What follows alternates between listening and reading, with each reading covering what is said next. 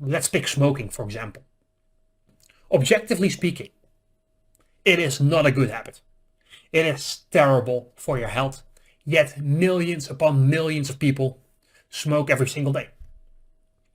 Why is that?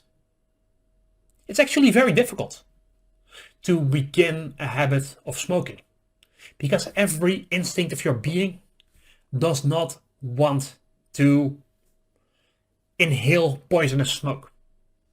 And so your natural instinct is to resist it and to not smoke. However, there are other factors at play. So for example, the positive intent behind smoking could be fitting in. If you were a teenager and people around you are smoking, they're like, yeah, here, try it. You would feel like a wuss if you didn't take it and didn't try it. So it's a sense of belonging. That could be a positive intent. Another example could be when someone is a bit older and they have a stressful job.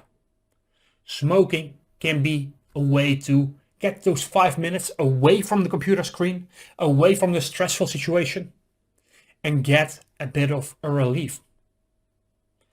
So smoking has the positive intent in that case that it relieves anxiety from a stressful situation.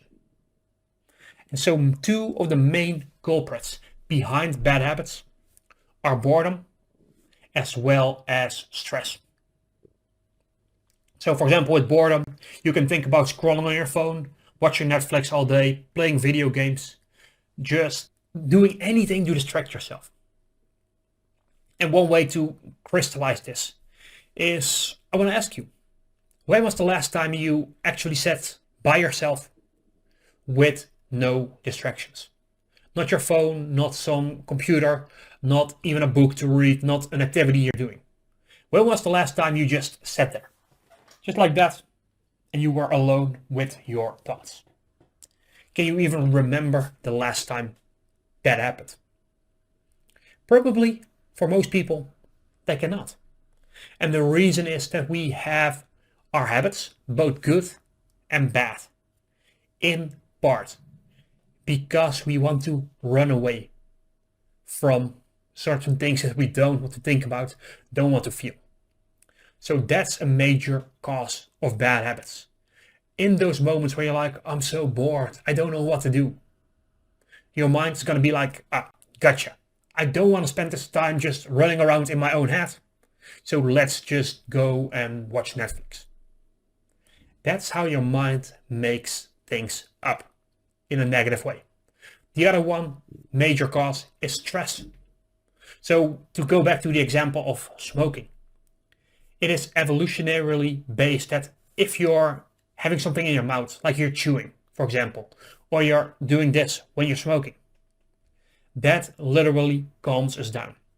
And the instinct here is that back in prehistoric times, if you were eating, it meant that everything around you was safe.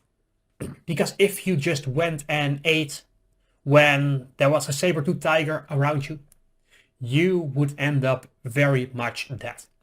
And so it is ingrained in our mind, in our subconscious, that if I'm eating or if I'm drinking, even just water, by the way, not just alcohol, but if I'm doing that, it means I am safe.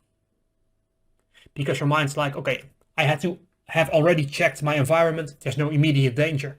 I'm eating right now, meaning I'm in the clear. And so with that lens, you can see how a bad habit of smoking actually has a positive intent of getting rid of stress, getting rid of anxiety. The downside, of course, is that in the long run, it completely messes up our health. So keep those in mind. Those are the real culprits behind bad habits. Of course, there are more than just boredom and stress. But realize that behind every bad habit, there is a good intention. There is a trigger. There is something that makes us feel like, I kind of need to do this thing.